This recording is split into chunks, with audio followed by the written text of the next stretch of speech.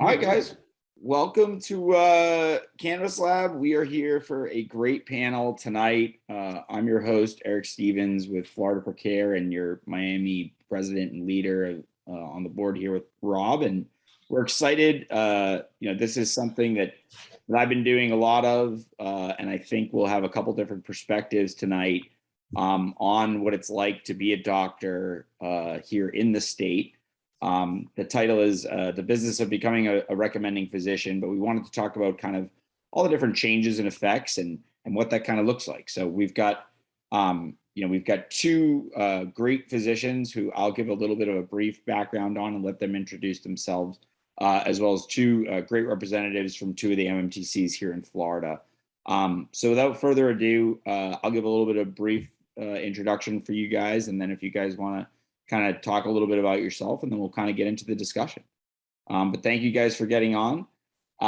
So we've got Dr. Paul Weissman and Dr. Rick, who's got a much longer official name, but that is how he told me to introduce him, and I am more than happy to oblige. So thank you, Dr. Weissman and Dr. Rick. Dr. Rick, you are in the Wellington area, but you also serve between Homestead to Orlando at a few different areas. You're with Dr. Jane, and Dr. Weissman, you're the founder of ZC Concierge Cannabis Centers. Dr. Weissman, if you want to go first and talk a little bit about yourself and your background and how you, what you guys do with Concierge Cannabis Centers and how long you've been doing this, and then same with Dr. Rick. Great. Well, welcome everybody, and thank you. So I've actually been doing this for about 4 years full time. I started in 2017. I actually was retired. I was a retired emergency room physician from an injury, and I didn't plan on doing this. It happened. Most of you guys know the story. One of my family members unfortunately went to someone who was not a physician, who was posing as a physician, and sold them some things from California. So it was a very interesting scenario. And so when I called the state to ask how to fix this problem, they said, well, why don't you become a physician? Why don't you take care of the problem? Of course, they want to know who it was. And I'm like, well, let's fix the problem first. And then it was very interesting when I told this story to one of my family members. All of a sudden, a family member is like, I have cancer. I haven't told anybody. And then another one pulled me aside. I have Crohn's disease. I haven't told anybody. And all of a sudden, all my friends and family who looked healthy weren't, people with PTSD. And the next thing I knew, I had, 10, 20 people that I was taking care of. And then their friends started calling me. And the next thing, we went into business and started doing this for more people. I was an old emergency room doctor. I worked a little bit with some of the other centers that, are owned by private individuals. They hire doctors. I did that, and that was a great experience, taking care of people. But my passion was about personal touch, not being a pill mill. We all know the story of the opioids, not being a pill mill. It was about listening to people. There's more to this, what we do, than just medical marijuana. This is a very unique field, I believe. We get to be in touch with people. By the time they come to us, they've been through usually conventional medicine, alternative medicines. Things aren't getting better, or they're having terrible reactions to some of the Western medicines. And they're kind of, I hate to say, at the end of the rope, but it's like the last straw by the time they get here. And sitting down and understanding and saying, I understand, I'm a patient too. I understand this happened to my family member. I understand, and not promising to cure them, which is that everybody thinks this is a big cure. This is about quality of life, getting people to their highest quality of life, no matter what it is, whether they're dealing with a cancer, whether they're dealing with PTSD, whether they're dealing with ALS or MS or some of the other things that we deal with. It's about helping them. And we don't try to get people off their Western medicine per se. It's not one or the other and throw the baby out with the bathwater. It's finding each individual's person, their intersection between Western and Eastern medicine that gets them to where they need to be. Now, with the opioids, with the sleeping pills, we've done very, very well. I think Dr. Rick will shake his head yes on that too, of decreasing these uses amazingly with a naturally occurring plant. But when you have things like MS or you have things like Crohn's disease or cancer, you're not going to stop your therapies. We're going to be an adjunct therapy. We're going to add to the quality of your life. And on top of that, most people, especially since COVID, are completely stressed out of their minds between what's happened to us in the last 2 years and their underlying medical conditions. And just to help people navigate this and work through this and not be in that rush of a doctor that can only see you for 2 seconds and write a prescription and go, is what we do at the concierge part, and really listen to people. So that's kind of us in a nutshell. I'm sure Dr. Rick, he's got pretty much the same story. I know he's got multiple practices, and I love to hear what he has to say. Yeah, and Dr. Rick, can you give a little bit of background here too? And then I'm going to let Charles Felix from Cannabis News Florida, my co-host, introduce Jenni and Stephanie, and then we'll kind of get into the questions. But if you want to talk a little bit about what you do, and then we'll kind of get into your background and other things. Sure. And then, Charles, we can kind of go back and forth between the questions if that works for you. So everybody, I'm Rick. Just so I know a few people want to know how you actually say, I don't care, truthfully, but it's Luis Enrique Liogia way back. So Rick is much easier. My background, I have I think most people would agree it's an interesting background. So my original training, so I'm a US Navy vet. I have bad PTSD. I played hockey for 22 years, 13 concussions from that. So let's just say that cannabis has quite literally saved my life. So I'm very much on board with everything. So as far as professionally, my training is actually neurosurgery. So I was originally specializing in neurotrauma and spine trauma. The only reason that I stopped practicing was my wife got really sick. And so we moved down here to Florida right around 2017 when, the state program was just starting to really pick up. And I registered, I became a qualifying physician just purely as a thing to offer one of my some of my patients. And then, like most of us that get put on the registry, start getting calls from investors that were opening up new clinics. We went to go see one, and it's really not an exaggeration. Both my wife and I, my wife's a nurse, we both were very surprised that we did not contract hepatitis from that office. It was god awful. And unfortunately, every office that we went to go see subsequent to that was a little bit worse than the last. So that's why we decided to start my main practice now. It's called Dr. Jane, as in Mary Jane. Usually people ask that too. But we wanted to, initially we were just trying to focus on the homebound veterans. We were, focusing on amputees, on folks that had severe mental illness of whatever kind that couldn't get out of their house. That's where the whole concierge part came in, and folks really started responding to it. So we expanded our view. And I wholeheartedly agree with Paul in that what I've learned is being a doctor in this field is probably, I would say, maybe only 30% of the job. We, a lot of the time, are mostly therapists, and we catch a ton of medical errors, like polypharmacy. So that's always fun, actually reviewing your patient's meds and seeing that they're on 5 blood pressure meds. Good, good job, PCPs. Anyway, so in my first practice, Dr. Jean, it's the concierge experience. I spend over an hour with my patients. We do a full dive into their entire medical history, and we develop plans for them, going all the way through dietary plans, cannabinoid dosing, plans on their medication. So it's a pretty full service concierge practice. The second practice that I'm part of is a more traditional practice. It's in Delray. It's called ComCan Healthcare. So there are only 2 physicians, including me, at that office. And it's, I would say it's, compared to Dr. Jean, it's another step down the line in terms of going towards, full concierge experience on one end and then full blown card mill at the other end. So it's just a step below that. We still spend over half hour with all of our patients. We still do a ton of teaching with them as much as we can. Then the third one is what you would probably, consider to be one of these high turnover, fast appointment type places.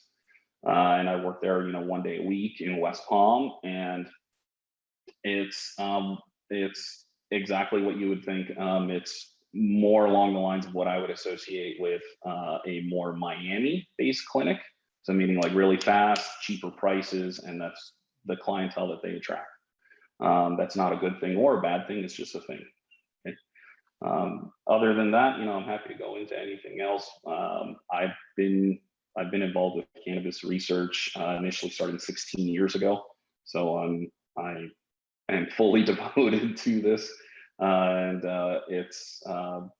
it's been a really cool journey now that I'm really have had the opportunity to branch out and do a lot of research with psychedelics.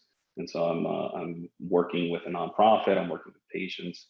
And I work with a lot of athletes and Olympians on both sides, cannabis and psychedelics. So have at it. Yeah, that's very interesting. I'm very looking forward to the questions we have. And so Charles, if you want to introduce, and give a little bit of background, and then, me and Charles are probably going to weigh in a little bit here. We've been working with a group of physicians on some of the top things we've been hearing for objectives, and that was kind of how we based some of these questions that we wanted to work on. So Charles, without further ado. Yeah, let me introduce the two lovely ladies we have on with us tonight. They are the experts and work for two of the major MMTCs within the state of Florida. So first, let me introduce Jenni Freed. Jenni is with Move. I've known Jenni now for a good number of years. Have dealt with their organizations, have been to different openings. They have great products and also have great people working at their locations to be able to help you out should you have any questions, which most people do. So Jenni, tell us a little bit about yourself. Thanks, Charles. I appreciate that. Hi, everyone.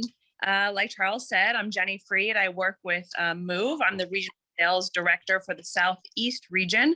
So I have right now 6 dispensaries in my territory, and I get the lovely privilege of visiting all of the wonderful recommending cannabis doctors in the state of Florida in my territory. It has been almost 3 years now of this, and it's very interesting to see how the industry has changed and how it's, continually changing. So I think that having open discussions like this is really important, because I think there's a lot of, regular physicians that are out there that are wondering, is it worth it to get into cannabis at this point? A lot of physicians are nervous as to where the direction of medical cannabis is going. But, these guys here are, have been through a lot of the program and can really, help with the good, the bad, the ugly of being a recommending physician in Florida. So thank you guys for coming. And I think it'll be great to hear what they have to say. Next is Stephanie. Stephanie is with Curaleaf. Again, another great MMTC within the state of Florida, actually throughout the country, a variety of different locations. Again, I've known Stephanie for a while. I've gone down to meet her multiple times down in Miami at the different locations. So Stephanie, come on in and tell us a little bit about yourself. Thanks, Charles, and thanks everybody for having me. It's a pleasure to be here with all of you and Jenni representing this side of the business. So I've been with Curaleaf for 4 years. It's been a fast and interesting ride.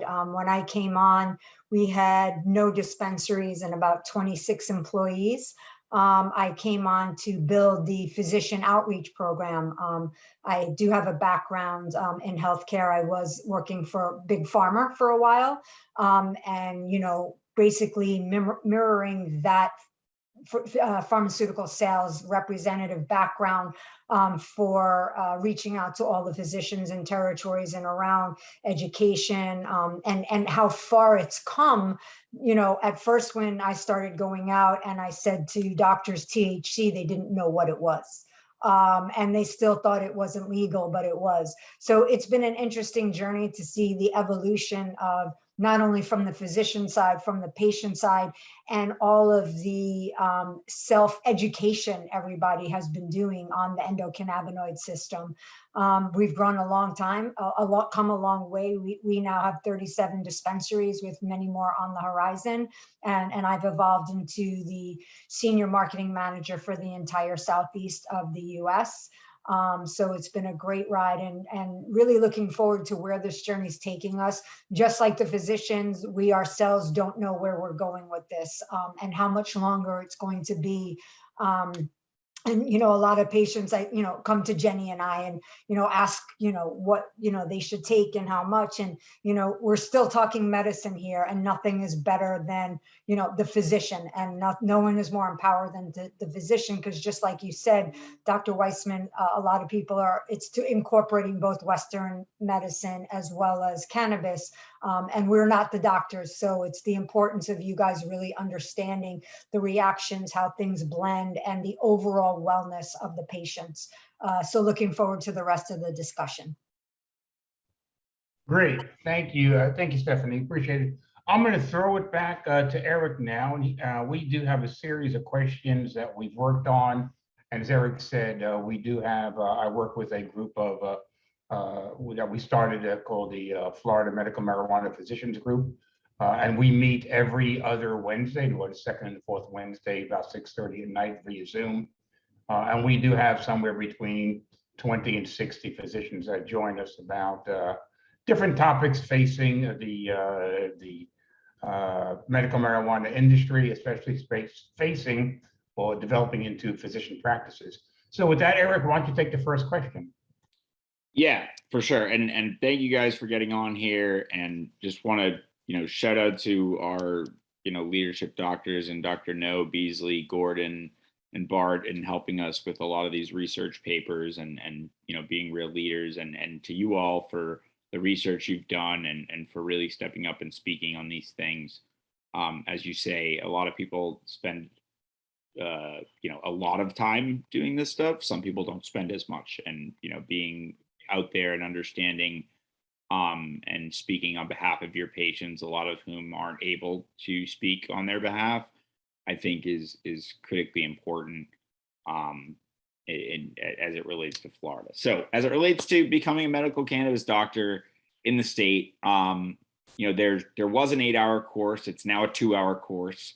What are some of the issues? What are some of the good parts about this? What's kind of that process look like? And for doctors that are maybe looking to get involved from a pretty basic standpoint, and then we can kind of delve into more of the specifics from once you become one. You kind of talk about the course, and it's more on the operational and logistics and legal side. It's not getting medical knowledge, right?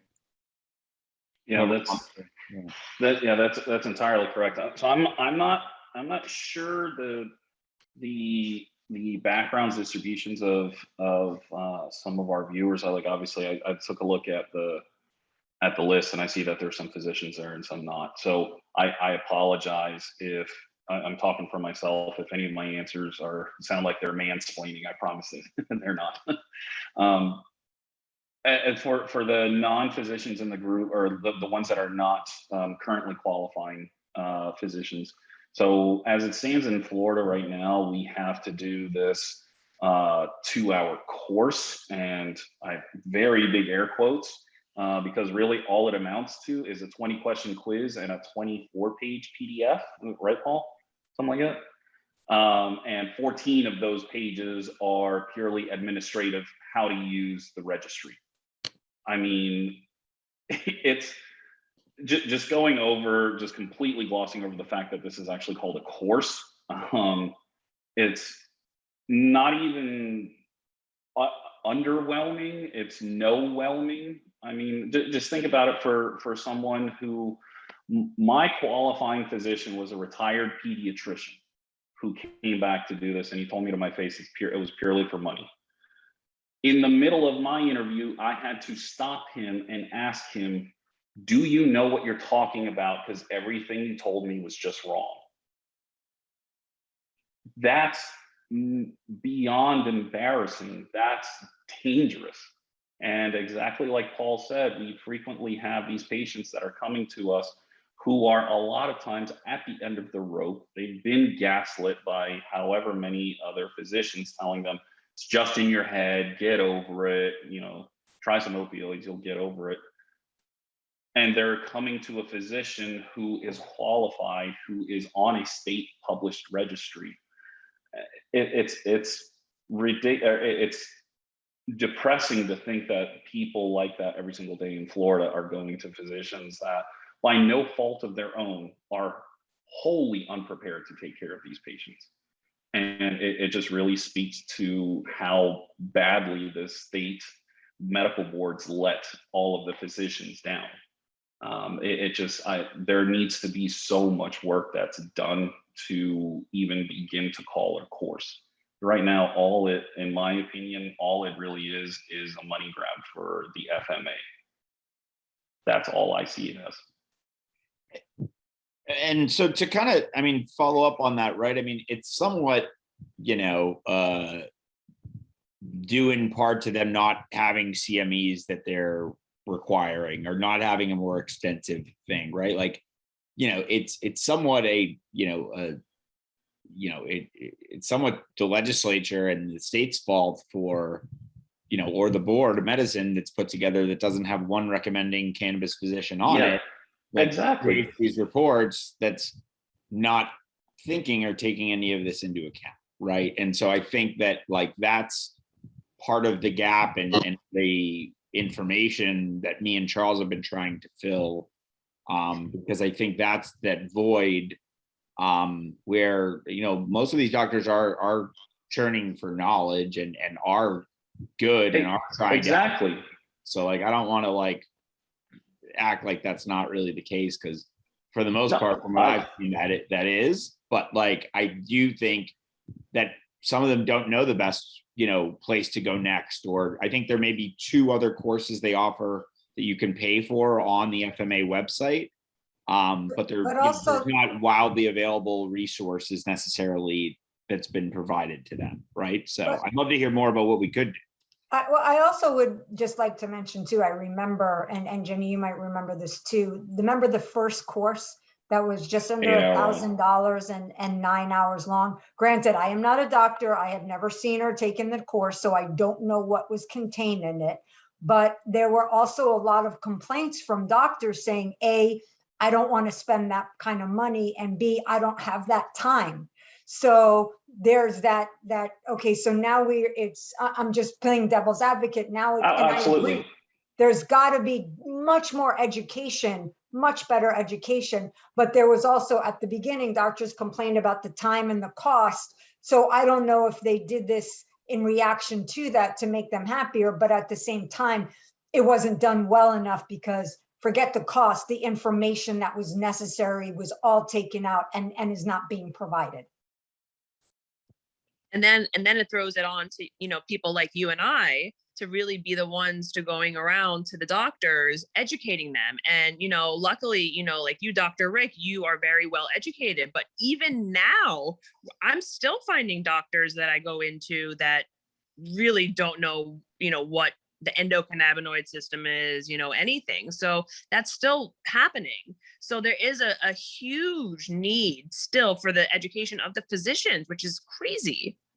So that's a huge hurdle that needs to be, you know, battled for sure. Absolutely. You know, it's very interesting. When I took the course, I was pretty much like everybody else. I was very disappointed in what I saw. It really didn't gave me enough to figure out the original problem that I had to deal with. I actually, and like I recommend for other people, if you're new to this, ask another physician to shadow them. I did it. You know, Dr. Gordon's on the line. I drove over to Venice and I shadowed him for a couple of days. I went to the meetings. I read as much as I could. Now, of course, there's a lot of politics behind this. There's a lot of business behind this. But if they wanted to set this up to succeed, they would provide at least a basic understanding of the endocannabinoid system, a basic understanding of CBD and THC and the terpene profiles and how they all interact. It doesn't have to be perfect. It doesn't need, you need to take this, just a general basic overview, but that doesn't even exist. And yes, there's a lot of art to this too, because you, like Dr. Rick and I were talking about, you have to kind of help your patient along and see how they're doing. And, you know, everybody's endocannabinoid system's a little different. So if all of us on the call took the exact same thing, the exact same amount, we probably all have a different experience. So you have to be able to be flexible. You have to be able to say, I don't know. So physicians get into this for a variety of reasons, right? I love doing this. I'm sure Dr. Rick and Dr. Gordon loves this. You know, a lot of people, you guys love this. We're here to help people. So some people are in for the money. They don't even talk to the patient. There's no quality control on that.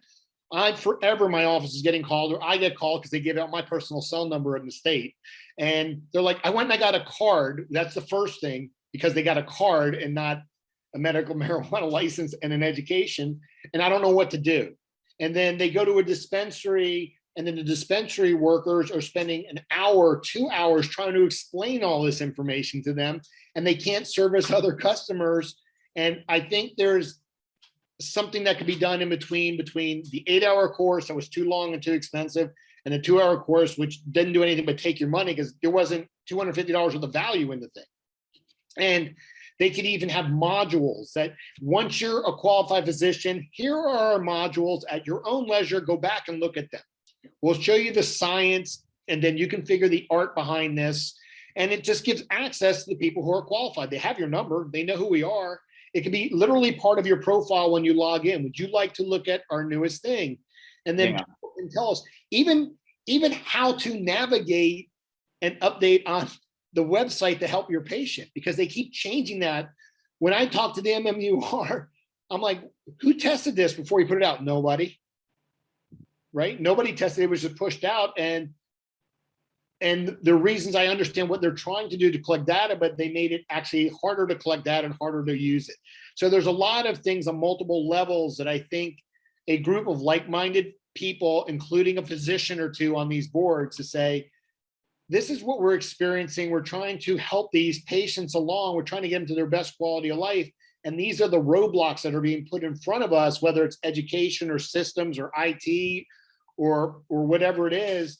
And I think it's about having a good conversation about this. And then again, when new people come on board, there should be a system where they can follow somebody or match mentoring or things. Because at the end of the day, yes, we're competitive with each other, but we're really not. We're here for the same thing. You can have 4 neurosurgeons in the same hospital. It doesn't matter. There's plenty of patients. It's about helping them all get there and practicing good quality medicine.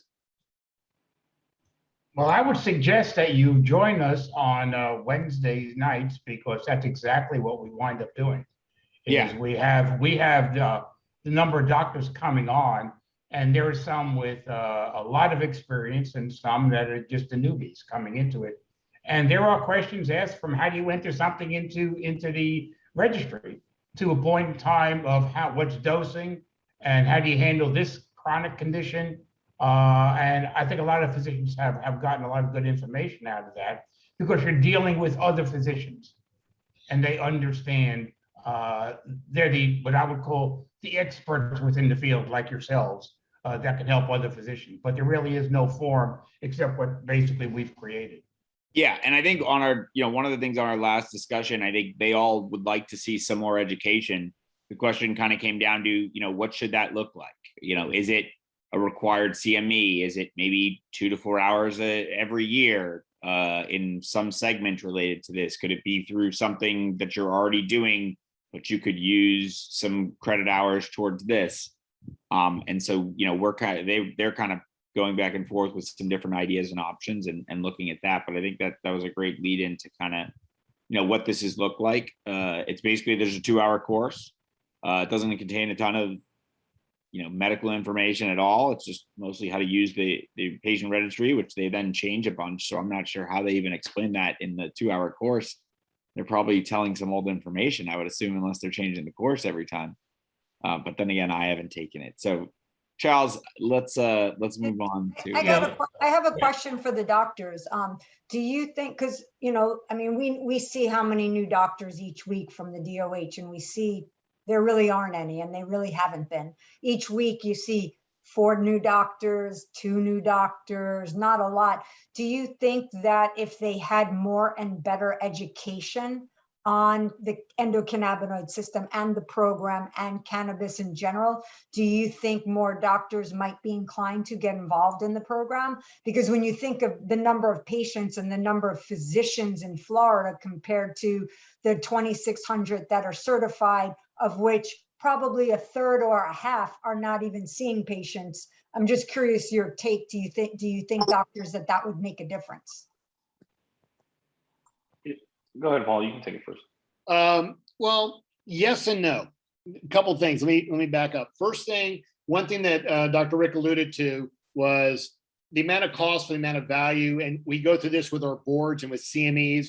When we talk about CMEs, I think to do this right, there shouldn't be a charge for these CMEs. There shouldn't be a charge for getting education to take care of a patient. It's the same thing. I have to pay another $50, $100. It's not the money, it's the principle, right? To do this. One of the things that we've talked about, and we've all worked for different groups, and there's people looking at the participant list that have private practices and work for some of the bigger groups, is there's economics behind this too. And everybody thought this was going to be the big green rush. So a lot of people joined on for the big green rush, and it's a lot of work. It's a lot of paperwork. It's a lot of hands-on, hand-holding, sometimes hands-on work with the patients. And that's on the concierge side of the private things. Now, the other ones, the clinics that are these mega clinics that can be purchased, and all the power to them, because that's the business model, but they have the infrastructure to run more people through faster at a lower price.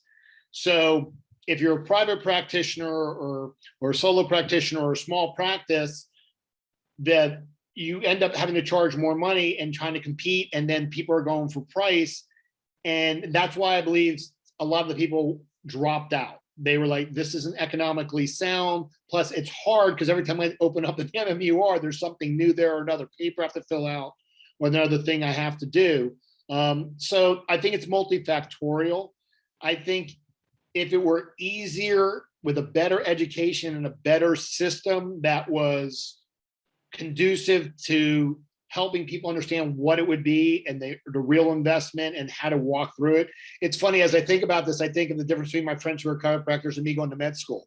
I had no business training, no training on office, nothing, when all my friends could start. So there's something in between, but there's also 2 different competing business models that we've alluded to. There's the private more, and then there's the churn and burn where it's card. So we have to reconcile that too, because both are great, both are opportunities. This is a big field, but at the end of the day, we have to make sure that we're getting the right information out to the people and the right information out to the doctors. I know of a doctor who calls me every once in a while from a clinic, and he says, I don't even know how the stuff works. I just signed the paperwork, right? And they needed someone to fill in, and that's what he does. He's retired. And so we sat down and we went and discuss these things. And he's like, oh, I didn't know that. I didn't know that. I wish I could find that somewhere. And if there was a repository of information for this gentleman, yeah, he may have been retired and you may want to do this. Great. He can still help people. To me personally, if you're getting someone off street marijuana that could be laced with PCP and fentanyl and having my patients die from that, and they're in medical marijuana, we've already made one big step. And then we can go on and treat the next step. But here's someone who's not going to actively go and research or spend the time or money, but he still needs that information. And that's why I think it should be provided by however we figure it out at no cost. Here's the information. Please give this to your patients. Please help them along. That's just my personal take. Rick? Yeah. Hey, no, so I agree with pretty much everything. I'm gonna approach the question from a slightly different side and really just talk about the education gap and how that affects. I think your original question was attracting more physicians. So just for context, because otherwise it won't make sense. So I do a lot of consulting, like a lot of product development and legislative work too. So I take a lot of calls from out of state, and my number is given out of state. So just FYI. Yeah, I get most recently I get calls from a group of dermatologists that are based in New Jersey and New York, and it's a stream of text messages in a group of, hey, what can I do for a patient with blah blah blah? Hey, this is a non-derm question, but I have a patient with Parkinson's was the thing that came up, and he's like, what does cannabis have any role in that? And every single time I answer one of their questions, and it's not just derm, it's orthopedic surgery, it's neurology, it's rheumatology, it's PM&R. Every single time I answer a question, and invariably I'll say, yes, it helps with XYZ. Then they go, holy shit, why don't I know about that? And it really comes down to the fact that we have almost zero programs nationwide, internationally, that educate physicians at any degree. So I think there was a 2018 study by the AAMC that showed of US and Canadian allopathic medical schools, only 9% even mentioned any word related to cannabis in their all 4-year syllabi. Just mentions the word cannabis, let alone even mentioning anything with the endocannabinoid system. So I think a very large barrier to entry into the field, at least here in Florida, is simply that physicians don't even know what can be treated with cannabis. So they don't even bother to find out anything else that it does. I think that's probably at least as far as I see it. How we fix that with a single EME course, realistically, I don't think you can. I think that one of the biggest things that'll help in Florida, at least starting, is exactly like we talked about, the fact that we need to get some folks with cannabis experience on that, whatever that council was. Yeah. I mean, even look at the consent form. The patients that actually read the consent form, I have to spend 20 minutes, essentially convincing them that, okay, everything we just read is the opposite of what we're going to talk about. And that immediately sets up this trust imbalance with patients. And that's, it's just so frustrating. Yeah, I mean, I think you hit on, I think the combination of, and these are the things that between the Board of Medicine and legislatively and otherwise, the registry issues, the paperwork, maybe the lack of ability to find additional knowledge, or you get some patients that you may not be exactly sure how complicated their situation is or how you're going to deal with it. That may be some of the reasons that we're not seeing the physician numbers go up or for them to stay involved. That doesn't seem that they're doing any surveying on that. I mean, we've drastically seen the patient numbers drop since the telemedicine recertifications went away. We can get into that later. But Charles, do you want to kind of delve into question 2 here and the business? Yeah, sure. I think part of what we went into is as time has gone by, and the types of medication available, and I use the term medication, not necessarily medical marijuana, but the medication available needs to be spent more time. As you were saying, Dr. Rick and Dr. Paul, about more time. But over the years, have you seen over the past year or two that you're actually spending more time with patients because of the change in products and the delivery systems that may benefit them more, rather than saying, just take this? Because as you can, I know Stephanie and Jenni will tell you that the number of products they've come out with and the changes and the delivery system have changed. So even if you were used to using something 2 years ago, they need more education. And obviously a good doctor will keep up with that. So you finding spending more time today than you did maybe 2 or 3 years ago with a patient? Actually, to me, believe it or not, it's quite the opposite. And I think it's because the dispensaries, the MMTCs are actually doing a better job. So I got to give them huge credit. You know, we have Move and Curaleaf represented here. They have a great reputation of spending time and doing these things, and then keeping us apprised with their literature of what the new thing is and how it works. And so at the beginning, I didn't have access to that information. And so even though it sounds like there's more stuff for us to know, I didn't have the resources to tell people about that. Man, we'd have to figure out what would be working, or someone would go to a dispensary and they had a new product or new delivery system that I didn't even know about. So for me, with my clientele, we do a lot of education. I do an education call every week. And then the way I set it up is they have certain choices, and they can ask each dispensary, which routes do you have? Which ways do you do it? You know, even like a handheld vaporizer for flower, they, you know, I can say, well, do you want the one with the digital thermometer? Or you want the one with the preset? Because you have to look at the temperature settings, check each dispensary, ask them what they have, ask them how it works, ask them how it's different. So for me, it would be, the answer would have been yes, it would take more time, but because I think the dispensaries have done such a great job at disseminating the information, and before it comes out now, we used to get it after it came out, which was a problem because it was already out, and then people would be showing up in the office. I think they've done a great job now of telling us this is coming. Here's the information on it.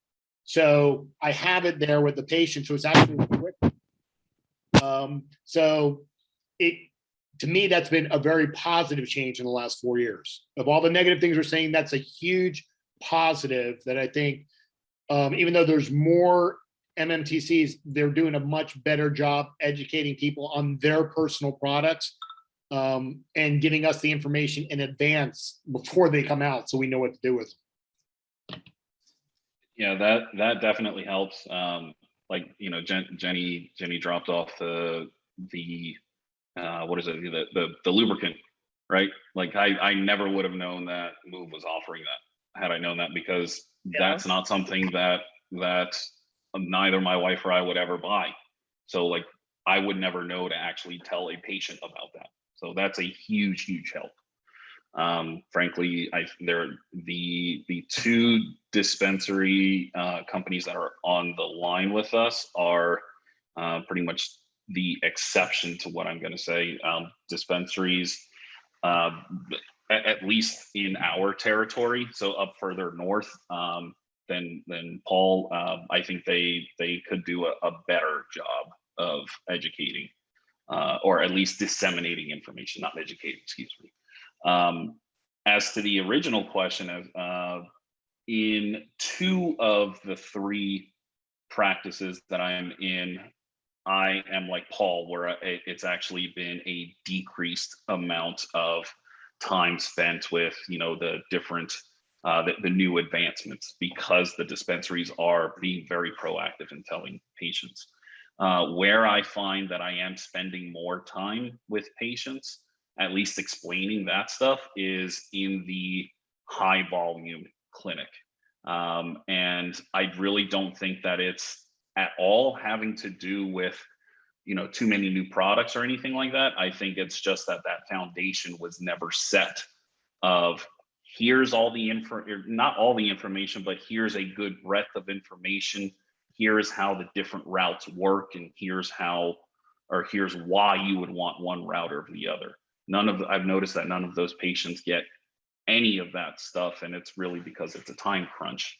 And so when they come, I'm seeing them for the first time at their renewal, because doctor turnover is also high there too.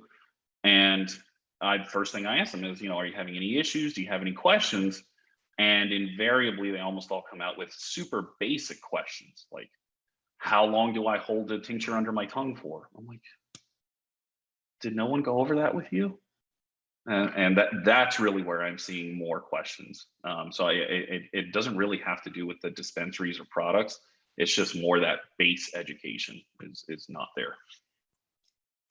And I will say, and then of course I'll let Jenny speak, but I mean, we know that you guys, that Move has a great reputation, not only for their products, but for their people. And that's our job. We're not, the dispensary should not be, they're not salespeople. They're educators that are helping to choose the best routes, because I don't want to say medicine, but the best routes of cannabis for that patient, for their condition, for what they need it for. That's what they are. They are educators. And if they're not educating, then we're not doing our job. The last thing we want is someone to go home with a bag of cannabis and not know what to do with it, because they're not going to get the answer from the doctor. Maybe you two are the exceptions because you're there for your patients. A lot of the doctors will say, well, go ask the dispensary. So if we're not doing that, we're not doing our job. And it also has to do with the way the DOH makes us label things. Where as a pharmaceutical, if you're taking something, whatever, Nexium, you're taking 1 pill 3 times a day, you're getting X dose. Here, if Dr. Weissman or Dr. Rick is giving someone 200 milligrams a day, on the label it says 200 milligrams. So the patients that should be taking 2 milligrams could be taking 200 milligrams and are in the hospital, right? So that's also part of our job, is that we need to point that out, especially when you're dealing with elderly patients that don't know and they're used to following the label. And that can get into trouble. So that's our job, is to make sure that we educate, they understand how to use it, when to use it, and why to use it when they go home, and to, and give them postcards of things like, just in case, so here's some more information and things like that, to not only make the doctor's jobs easier, but that's our job. Thank you, appreciate that. Eric, you want to jump in with number 3? Yeah. No, I think that was, some great discussion on that topic. So thank you guys for weighing in on that, and thank you for all of you and continuing to educate and continuing to have newer technologies that allow people to, use less and find better relief. So what are, I think, some of the issues that you've seen in the state system or the registry you'd like to see function a little bit better? We talked about some of the functions earlier, some of the, the consent form things that could slow down the process. Are there anything specifically, whether it's registry inputs? I've heard some people commenting on some new formats that require you to put a delivery device for every product, even an edible or other things that don't necessarily have one. And so I think, could you guys talk maybe a little bit about that, and hopefully there'll be some better changes coming forward here from the OMMU and as it relates to that. You want me to go first? Well, it seems, I'm saying this facetiously, but it seems this way. All of us on the call probably feel the same way. It seems like the changes are made to make it harder for us to do our job. Hopefully that's not the case. Again, this goes back to when I met with the MMUR right before the COVID lockdown. I actually met with the people in person when we were up in Orlando at one of the conferences up there. And I'd ask them, who's testing this? Who are you sitting with? Again, is there a representative or 2 or 3 that use this every day that say, okay, where are you trying to get to? We have this user interface. You need to get this information, but also we need to be able to provide this information and do it in an expedited fashion. Class example you brought up is the having to check a box for every delivery route. It was a single box. It was there. If they're trying to figure out which ones they're using, then at the dispensary, delivery device, if it's a suppository, delivery device done, or delivery device done, they can track it that way. They didn't have to make it in an individual box. There's other forms that we're filling out now online instead of mailing in. That's great. But once you've done like a consent form for smoking, why do you have to do it every time? You've already proved that the route doesn't work. You've moved the person along. They've tried other things. So there's a lot of redundancy, a lot of things. I think if we work together with the powers that be, with the right number of people, we can actually mine better information out of what we're doing in less time involved, and actually make it a win-win-win, because the patients win, we win, and Tallahassee and whoever's mining the data wins also. And then there's the flip side. They made changes to the process of just getting your card, redoing your card, but they made it in a very intuitive way. And everybody's like, why does it keep asking me to apply? It actually doesn't say apply information, it just says apply. And if you do it in the wrong order, it will actually cause a loop. So you have to actually back out and go back in. So I think there's a lot of opportunity with some conversations and having the right representation to streamline this, get the data we need, help the inputting, and actually help the patients, because a lot of my patients are terrified of logging into the MMU and trying to figure it out, including I'm like, do you know you can track your expiration date? And they're like, where? And when they look at their card, it's in this gray writing that is so small that no one even knows it's there, right? And they had no idea there was a countdown clock to renew their card. And then on top of that, making sure that the MMUR, their system, does send out those reminders for renewing cards, because less than half my patients get them, right? And their cards expire. They end up with Jenni in a dispensary, and everybody's upset because it's going to take them 3 weeks to get that card back, where we can do things on the fly, they can't. So that's just my take. You're up, Rick. Yeah, no, 1000% agree with all that.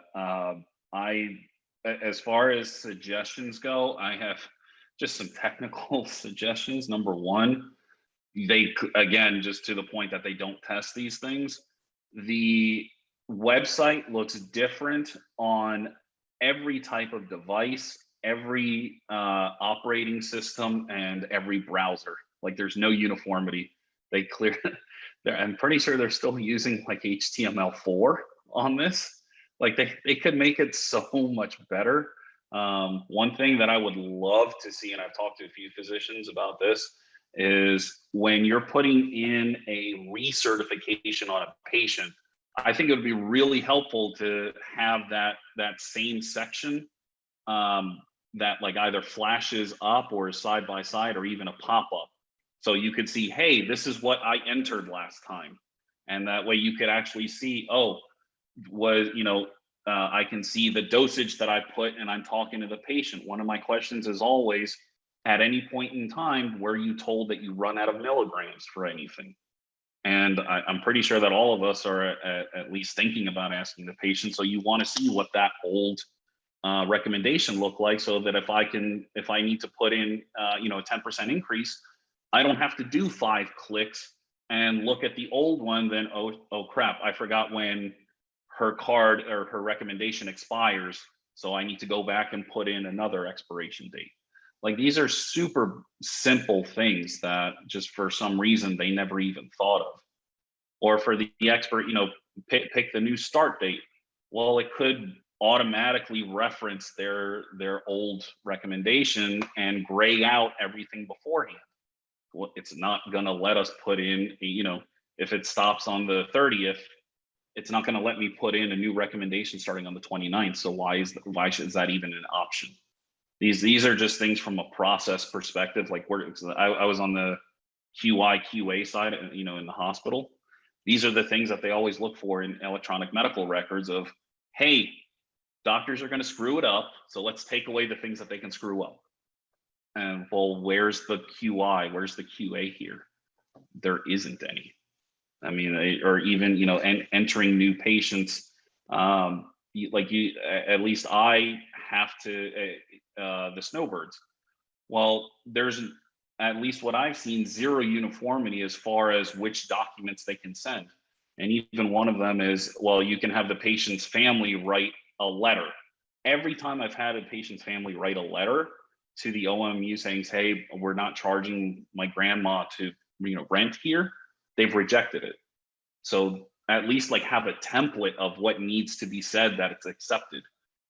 There's just zero guidance. And so patients, physicians, office staff, dispensary workers are sitting there sometimes going like, I don't know, call them and, hang out on hold for 30 minutes and ask them. Like, it's just mind blowing that they haven't tested out some of these basic things. or at least have, say, hey, someone in the office, actually enter a patient and see what happens. Like it just seems like everything was just hastily put together and nothing was tested. And they basically said, well, they'll figure it out. They're potheads. Thank you. I appreciate it. We're running into a little bit of a time crunch here. I can see we've got a few minutes left. So I'm going to skip to one of the questions that Eric and I put a lot of effort into with our group that we put together, the Medical Marijuana Physicians Group. I'm going to talk about a couple different things, and tell me, if you can, what your thoughts are. We've been going through some legislative changes that we need, and your thoughts for pro or against, or additional thoughts you have to bring back telemedicine for at least the renewals, some new conditions, diagnosis that we don't have. There's a lot out there. More education. One of the things we discussed was more education, not only for the physician, but more education so the physician can actually educate the patient. Because I think we've all said that the physician, as much as they maybe like to, they can't, because they don't understand. So that's one of the other things that we're asking for, is a change in there. This one's close to everybody's heart, is a waiver for veterans on ID for costs for ID cards for the state. Isn't a lot of money, but it would save them and show respect. One of the biggest things that we've seen come about is employment protections also. One of the things that we need employment protections. There is employment protection for opioids, but there's none for medical marijuana. And one of the other things is also reciprocal rights between states. I mean, there has to be some system set up, but there should be a way to have some reciprocal rights for when patients are coming in, especially being a tourist state like we are. It has to be made a little bit easier to be able to make that happen. And if you go into telemedicine, one of the things we talked about was being able to have a visit, if they're ready to call it telemedicine visit to begin with, and then come in and see you, so they don't have that large waiting period from when they come down to the state. I'd also limit the amount they have. Eric, you want to jump in with a couple other thoughts on this and then let the docs go at it? Yeah, I mean, listen, I think you guys made a lot of great points earlier as it related to, when does my card expire? What's the 60 days? Why is there 35 days? What are my milligram limits? How do I access them? Why is it like this here and it's not like this in other places, right? And I think all of that adds some hoops and hurdles, which, when you get to somewhere and your recommendation has expired or your card is expired, that is a huge deterrent in you staying in the system and being involved, especially if, it's going to take you a long time to get back involved, or to get back to your doctor, especially if you want to use the same doctor. So it's just, it's pretty interesting, but I think, if you guys could weigh in on some of the issues that Charles talked about. It may be different for some of the larger practices versus some of the smaller practices, but I think, obviously we have, disabled people, we have some elderly people, we have a huge population of elderly people here in the state. The average age is in the 50s of patients here. So, maybe even closer to the 60s at this point. So, which of the topics that Charles mentioned, I think, have you seen and do you think would be most helpful in addition to some of the stuff we already talked about with the Board of Medicine? All right. Well, the first one to me is telemedicine. I've got a tremendous number of patients that are now triple vaccinated, severe underlying risk factors. They don't leave their house, and they're an established patient. With me, they're not a new patient. New patients, I think every new patient should be seen in person. You can learn a lot about these people. But I've been taking care of some of these people 2 and 3 years. And the amount of effort and stress it takes to get them out, to get them in an office, or ventilator dependent patients, wheelchair dependent patients, we've proven that telemedicine works. Now, did some people take advantage of it? Yes.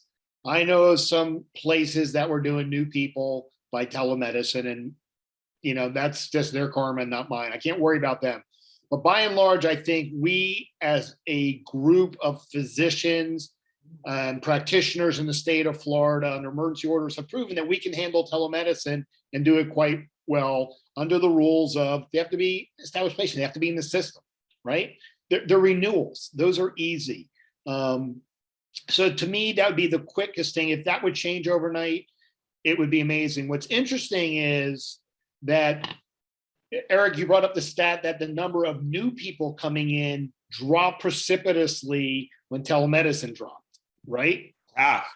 Right. But that to me is a red flag right there, that somebody wasn't policing, because we're only doing our recertifications. They're already in the system, right? I'm still seeing new people. So why did it drop in half for people that could not be seen by telemedicine? So in there lies something that because we've talked about it now twice in the same week, and I kept thinking, wait, that doesn't make sense, right?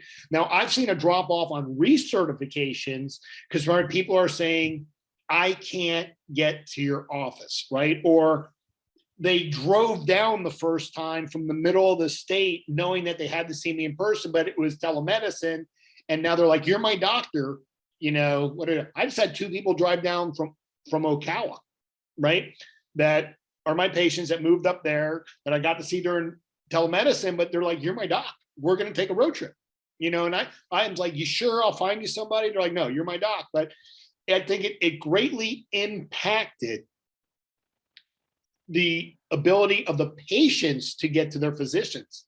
The business side, yes, and it affects us, but the patients, they're being almost denied access because of medical or logistical problems in the time of COVID to get to their doctor. They can't physically get there without huge risk. And to me, that of the whole list, I agree with everything on the list, and there's more, but that right there is something I wish we could solve tonight.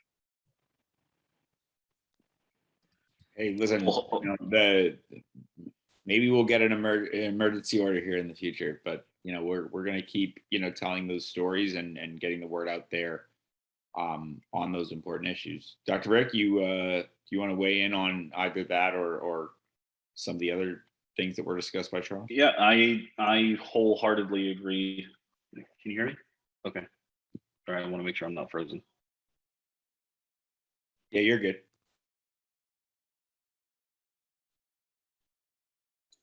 Well, He was good. He was you were good. When you said it, you were good.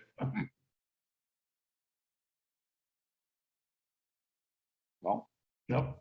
He'll come back. I'm sure he'll come frozen, back. but he will be back. But yeah, I think, you know, well, you know, to your point, right? I think so my opinion would be briefly on your point. I think if people were doing telehealth initial visits during this, they were probably doing it before, and they may still be doing it now. So, you know, and I would also say, I think the people that have broken the I think rules he's and done back. it when He's they back, weren't, Eric. oh, nice, He's back. and Okay. have done it when they weren't supposed to, have actually been caught. I mean, there's been actually like sting things where they've gone in and, you know, they weren't supposed to do telehealth. And so to that end, I would say, I think if you have smart regulations on what's required for a telehealth or what is or isn't, or who can do it or can't, you know, that there should be a that's why I believe there should be a path forward. I mean, because of all the other reasons that you all mentioned. Dr. Rick. Sorry. We heard you when you asked us if we could hear you. Oh, it was all frozen on my end. No, we were confused. No, it froze on my end. No, so I really have nothing to add on the telehealth side, because everything's already been hit on. It's safe. It works. There's, at least as far as I'm concerned, there's nothing more to say. It should just be done. Other thing, I wholeheartedly agree that Florida is missing a giant opportunity without reciprocity, and B, there should be we have to figure out a way to incentivize the government on this. Maybe put like a nominal tax on the out of state folks and just call it a processing fee, whatever the hell they want to call it. But 100%, every time we travel anywhere, that's the first question we ask, right? Do you guys use reciprocity? And then the next question is, well, what state are you from? Florida. Like that, I mean, that's a huge selling point, even not even talking about patients coming in, but patients going elsewhere.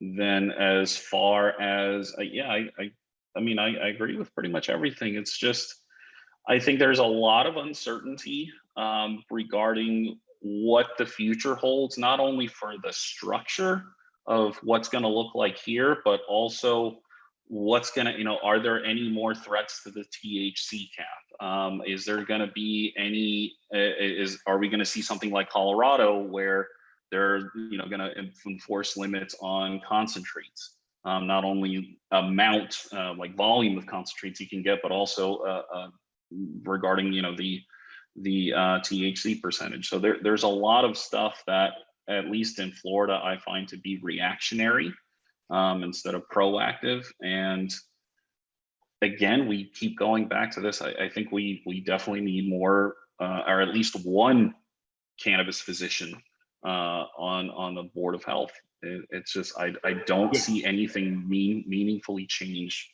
unless it starts from the top down. Yeah, no, I agree. And I think we're going to probably have to end it on that note. But number one, I definitely want to invite you guys to join our call with Charles.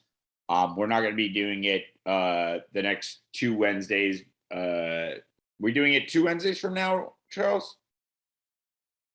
We're doing one, we're actually doing one, we're trying, depending on what we're doing on the 13th. We may not call that one off, or we may just have it live. Yeah, we're also doing an in-person event in Tallahassee on the 12th of October, as well as the 2nd of November, if any and all of y'all are interested in that. That'll be a good opportunity to discuss more. We're also going to be doing a legislative discussion next Wednesday. Next Wednesday. Smaller group, which I would be welcome to have you guys.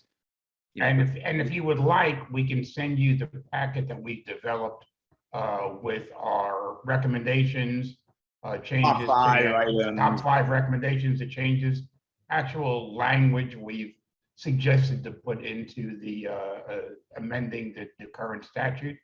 If you send me an email address, I'd be glad to send it to you. Yeah. And this is going to be our initial packet that we give for all people approaching legislative people to have some talking points. Yeah, and then we want everyone to talk the same and have the same voice as any large group should. Yeah, and I think we just, are going to continue to work on some different policy papers, some charts from other states. What's going on there? How does reciprocity work? How does telehealth work? I mean, that's always, I think, the second question that a lot of people ask is, okay, who else is doing this? And like, how does it work there? So that they can be like, oh, okay, this state's doing it, and this state's doing it. I know them. I'll talk to legislator, blah, blah, blah there. So I think that's where you can continue to be impactful. So I thank you all. Thanks to C-Lab and Rob and Russ and to the rest of the panel and our guests, and the doctors, Stephanie and Jenny and Charles. Just we really appreciate it. But I think that's probably going to be it, Charles. Yeah, I think so. This is kind of the beginning of a conversation rather than the end. For sure. And we just need to continue talking about this, making changes, and hopefully making the people in Tallahassee understand how important this is to 600,000 plus people there are in the state that are using medical marijuana right now as a medicine. 100%. Thank you guys so much for joining us. We really appreciate it. Thank you very much. Thanks, everybody. Yep. And thank you, Jenny and Stephanie, for arranging getting these great physicians on with us tonight. Our pleasure, anytime. Thank you, guys. Good night. Thank you. Good night. Bye-bye. Good night.